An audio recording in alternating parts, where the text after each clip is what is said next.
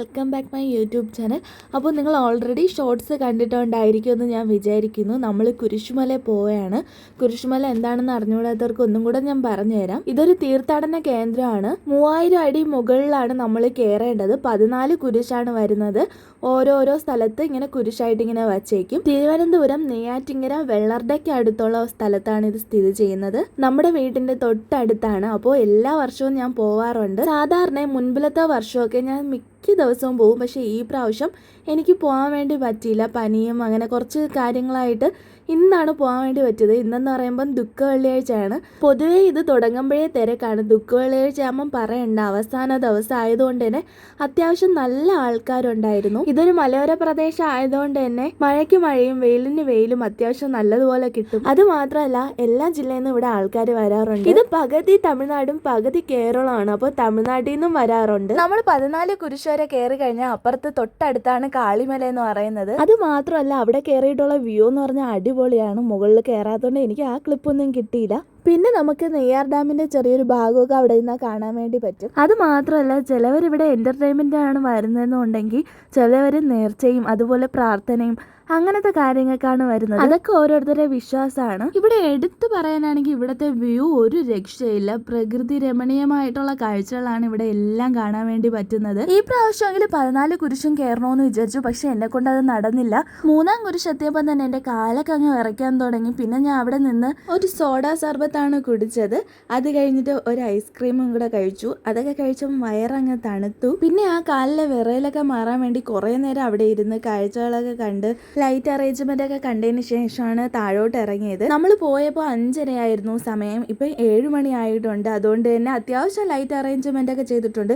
പിന്നെ ഇന്ന് ലാസ്റ്റ് ദിവസമായതുകൊണ്ട് ഒരുപാട് കടകളൊന്നുമില്ല. എല്ലാം അവർ പറകിക്കൊണ്ട് പോയി. അങ്ങനെ നമ്മൾ താഴോട്ട് ഇറങ്ങി വരുമ്പോഴാണ് ഈ ഒരു അങ്കിളിനെ കണ്ടത്. 20 രൂപയായിരുന്നു കടലയ്ക്ക്. അങ്ങനെ നമ്മൾ 20 രൂപയ്ക്ക് കടലയും വാങ്ങി കുറച്ച് താഴോട്ട് ഇറങ്ങിപ്പോയി. താഴോട്ട് ഇറങ്ങി പോയപ്പോൾ വന്നതിനേക്കാളും തിരക്കായിരുന്നു താഴെ. പിന്നെ തറയിലൊക്കെ നോക്കുമ്പോൾ അത്യാവശ്യം നല്ല ചപ്പും ചവറൊക്കെ ഉണ്ട്. ഇതൊക്കെ തീർന്നിട്ടാണ് ഇനി അവർ വൃത്തിയാക്കാൻ. അങ്ങനെ നമ്മൾ സംഗമവേദിയിൽ വന്നിരുന്നു. അവിടെ വന്നിരുന്നപ്പോൾ വിചാരിച്ചു എന്തെങ്കിലും കഴിക്കാമെന്ന്. പിന്നെ ഏട്ടനെ പറഞ്ഞു വിട്ടു. ഏട്ടനാണെങ്കിൽ പാനിപൂരിയും അതുപോലെ തന്നെ റോസ് മിൽക്ക് അല്ലല്ലോ, ഇതിൻ്റെ എന്തോ പേര് പറയണേ, ഈ തണ്ണിമത്തനൊക്കെ ഇട്ടിട്ട് എന്തോ ഒരു സംഭവമാണ്. അത് കഴിഞ്ഞ് നമ്മൾ പാനിപൂരിയാണ് കഴിച്ചത്. പാനിപൂരി ഒരു രക്ഷയില്ല. എനിക്ക് ഭയങ്കര ഇഷ്ടമാണ് പേഴ്സണലി. കുറേ കഴിക്കണമെന്നുണ്ട്. പക്ഷേ കഴിക്കാൻ സ്പേസ് ഉണ്ടെങ്കിൽ നമുക്ക് ഇനി അങ്ങോട്ട് പോകുമ്പം കഴിക്കാം. അത് കഴിഞ്ഞ് ഒരു ഗോബി മഞ്ചൂരി ഫ്രൈ ആണ് വാങ്ങിയത്. അതും ഞാൻ കുറച്ച് കഴിച്ച് കുറേ നേരം അവിടെ നിന്ന് സംസാരിച്ചിട്ടാണ് ഇനി നമുക്ക് താഴോട്ട് പോകേണ്ടത്. താഴോട്ട് പോയി കഴിഞ്ഞാൽ നമ്മൾ ആദ്യം കയറുന്നത് അഫോർഡബിൾ ആയിട്ടുള്ള ഒരു കടയിലായിരിക്കും. അവിടെ നിന്ന് കുറേ സാധനങ്ങളൊക്കെ വാങ്ങാൻ വേണ്ടിയിട്ട്. അവിടെ നല്ല ജിംകാസും അതുപോലെ തന്നെ ഫാൻസി ഐറ്റംസ് ഏതെടുത്താലും 30, 20 അങ്ങനെയൊക്കെ ആയിരുന്നു. അതുപോലെ തന്നെ 10 രൂപയുടെ കടയുണ്ട്. ഒരുപാട് കടയുണ്ട്. അപ്പോൾ ഞാൻ ഇവിടെ കയറി കുറച്ച് സാധനങ്ങളൊക്കെ വാങ്ങി. പിന്നെ ഇവിടെ വരുമ്പോഴാണ് നമ്മൾ കാണാത്തവരെയൊക്കെ കാണുന്നത്. കാരണം ഒരുപാട് പേര് വരുന്നില്ല. നമ്മളോട് പഠിച്ചവർ അതുപോലെ തന്നെ ജോലി ചെയ്തവർ അങ്ങനെയുള്ളവരൊക്കെ കാണാൻ വേണ്ടി പറ്റും. അങ്ങനെ കാണുമ്പോൾ ഭയങ്കര സന്തോഷമാണ്. അത് കഴിഞ്ഞ് അവിടെ നിന്ന് സാധനമൊക്കെ എടുത്ത ശേഷം നമ്മൾ പിന്നെയും താഴോട്ട് വന്നു. ഫുഡ് അടിയാണ് മെയിൻ. പിന്നെയും ഞാൻ ഒരു പാനിപൂരി വാങ്ങി. പിന്നെ ഈ ഒരു സാധനം വാങ്ങി. അത് കഴിഞ്ഞിട്ട് ഈ മോമോസും കൂടെ വാങ്ങി. മോമോസ് ഞാൻ ഫസ്റ്റ് ടൈമാണ് കഴിച്ചു നോക്കുന്നത്. മോമോസ് കറക്റ്റ് ആ ഒരു മോമോസ് അല്ലെങ്കിലും ഞാൻ കഴിച്ചിട്ടില്ല. പക്ഷേ ആ ഒരു നല്ലൊരു ടേസ്റ്റ് ഉണ്ടായിരുന്നു. എനിക്ക് ഇഷ്ടപ്പെട്ടു. ഇനി എവിടെയെങ്കിലും പോകുമ്പം കറക്റ്റ് നല്ലൊരു മോമോസ് കഴിക്കണമെന്നൊക്കെ ഇപ്പോൾ എനിക്കൊരു ആഗ്രഹമുണ്ട്. പിന്നെ പെറ്റ് ഷോ ഉണ്ടായിരുന്നു. കുറേ കടകളുണ്ടായിരുന്നു. ഈ ഒരു ഫ്രെയിമൊക്കെ എന്ന് പറഞ്ഞാൽ 150, 200 രൂപ അത്രേ ഉണ്ടായിരുന്നുള്ളൂ. നല്ല അത്യാവശ്യം ക്വാളിറ്റിയും കാര്യങ്ങളൊക്കെ ഉണ്ടായിരുന്നു. പിന്നെ നമ്മൾ താഴോട്ട് വന്നപ്പം കുക്കീസൊക്കെ ഉണ്ട്. അങ്ങനെ 1 കിലോ കുക്കീസൊക്കെ പാഴ്സൽ വാങ്ങിക്കൊണ്ടുപോയി. പിന്നെ ഈ ഒരു ബാഗൊക്കെ 200 രൂപയും ഈ മുകളിൽ കിടക്കുന്ന 150 രൂപയാണ്.